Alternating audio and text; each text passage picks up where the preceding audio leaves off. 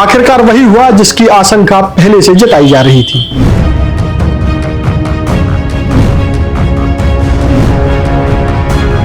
पूर्व मुख्यमंत्री भूपेश बघेल और उनके बेटे के घर ईडी की दस्तक हो गई है। भूपेश और उनके बेटे के घर के अलावा 7 और लोगों के घरों पर ईडी ने आज सुबह यानी कि सोमवार सुबह से छापामार कार्रवाई की है।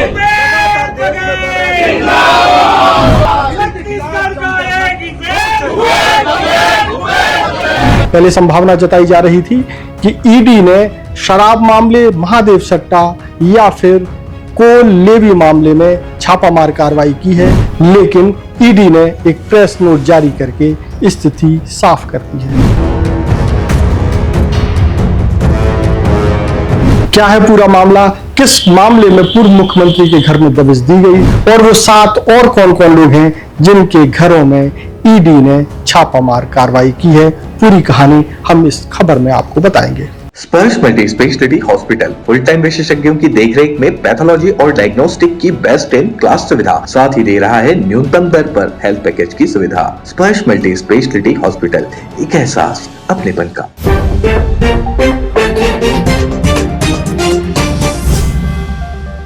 नमस्कार, मैं हूं मयंक चतुर्वेदी और आप देख रहे हैं तीरंदाज। सोमवार की सुबह जो है पूर्व मुख्यमंत्री भूपेश बघेल के घर में ईडी की दस्तक के साथ शुरू हुई। सुबह करीब 5 या 6 बजे के आसपास ईडी यानी इन्फोर्समेंट डिपार्टमेंट ने पूर्व मुख्यमंत्री भूपेश बघेल के आवास पर, जो कि कुम्हारी में स्थित है, उस पर घंटी बजाई। ईडी ने जो है भूपेश बघेल के अलावा पास में ही स्थित उनके पुत्र चैतन्य बघेल के घर में भी दबिश दी है। जब कांग्रेस कार्यकर्ताओं को इसकी भनक लगी तो 8-9 बजे के करीब कांग्रेसियों का भूपेश बघेल के घर के सामने जमावड़ा शुरू हुआ और जमावड़ा शुरू होने के बाद सरकार और मोदी, प्रधानमंत्री नरेंद्र मोदी के खिलाफ नारेबाजी शुरू हो गई।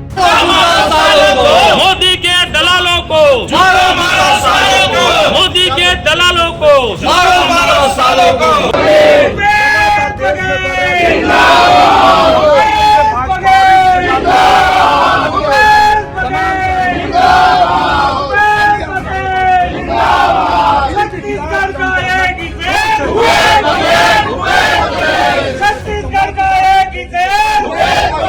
धीरे धीरे और भी कांग्रेस के वरिष्ठ नेता भूपेश बघेल के घर के पास पहुंचे, यानी घर पर पहुंचे जहां दबिश दी जा रही थी। स्थिति ये बनी कि बाहर कांग्रेस के कार्यकर्ता और अंदर भूपेश बघेल के घर में ईडी के अफसर मौजूद थे। बताया जा रहा है कि ईडी के अफसर करीब 4 गाड़ियों में यानी 4 कारों में भूपेश बघेल के घर पहुंचे थे और ईडी के 12 अफसर भूपेश बघेल के घर में सर्च कर रहे हैं। जब ईडी की भूपेश बघेल के घर दबिश हुई तो तमाम तरह की चर्चाएं शुरू हो गई। लोगों ने कहा कि भूपेश बघेल के घर में शराब घोटाले को लेकर के कार्रवाई की जा रही है। किसी ने ये कहा कि ये कार्रवाई जो है महादेव सट्टा ऐप को लेकर के है और किसी ने ये कहा कि ये पूरी कार्रवाई कोल लेवी मामले को लेकर के है। लेकिन कुछ समय बाद ईडी ने एक प्रेस नोट जारी किया जिसमें साफ किया कि ये मामला जो है कोल लेवी और महादेव सट्टा से रिलेटेड नहीं है, ये पूरी कार्रवाई शराब घोटाले को लेकर के की जा रही है। ईडी ने साफ किया कि दुर्ग जिले में यानी छत्तीसगढ़ के केवल दुर्ग जिले में 14 ठिकानों पर ईडी जो है सर्च कर रही है।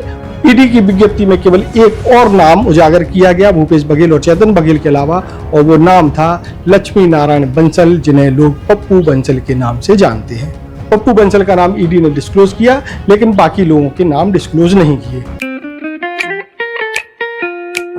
खुश है तो कोई खुशी मना ले, छोटा बड़ा केक मंगा ले, संगम में मिलता है बढ़िया केक, संगम में मिलता है बढ़िया केक।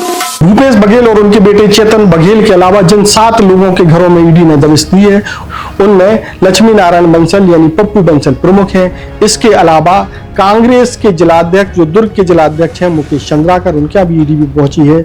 बिल्डर मनोज राजपूत के घर में भी ईडी पहुंची है और सांसद का चुनाव लड़ने वाले, कांग्रेस से सांसद का चुनाव लड़ने वाले राजेंद्र साहू के घर में भी ईडी पहुंची है।